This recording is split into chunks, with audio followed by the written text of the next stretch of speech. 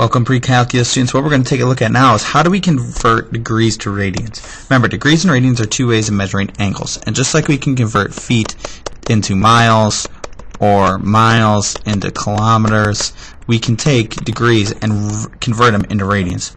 What's going to be helpful to know is how many radians are actually in a circle. Just like there's 360 degrees in a circle, there's a certain number of radians in a circle. What we're going to do to help us is look back at one of our equations from before and apply it to something else you know. We know the circumference, or the total distance around a circle, is equal to 2 pi r. Well, we had this equation from a previous video that said the distance, the arc length, given an angle in radians, is equal to r times theta. Well, what happens if our arc length isn't just a part of the circle, but it's the whole circle? The formula still applies. Circumference, then, the arc length will equal r times theta, which also equals 2 pi times r.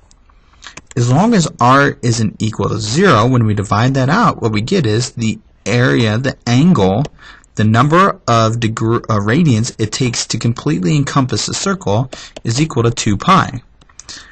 Which means that if I have a circle and I start breaking this up into sections, 1, 2, 3, 4, 5, there's 6 radians plus just a tiny little bit extra is going to be the number of radians it takes to revolve around a whole circle. Which means to say I rotated 2 pi radians is the same as saying I rotated 360 degrees. This is a critical piece of information we're going to use in order to help us figure out how to go from degrees to radians and radians to degrees. It's kind of thinking back to something in science, but it's unit analysis. And here's the way it goes. If I'm asked to convert 135 degrees into radians, I start with 135 degrees. Now, I know I want to eliminate that degrees, so I'm going to multiply by something. Anytime I'm multiplying by a fraction, the only fraction I can multiply by in order to keep things the same is 1, or equivalent expressions of 1.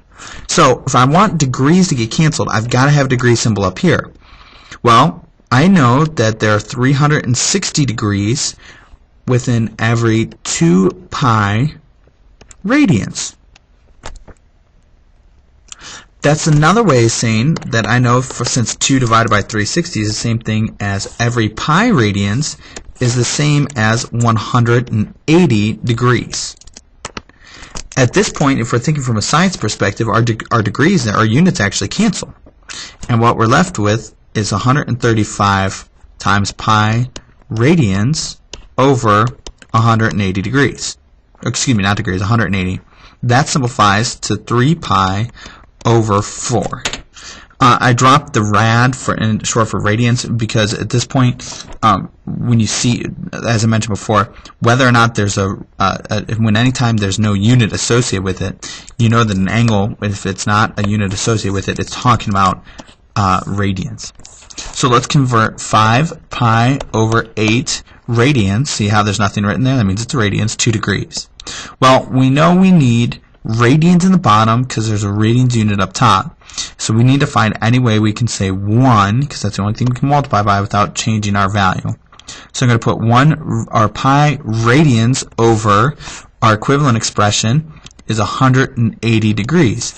Again, another explanation is because if it takes 360 equal 2 pi, that means that half of that, 180 degrees, would just equal pi.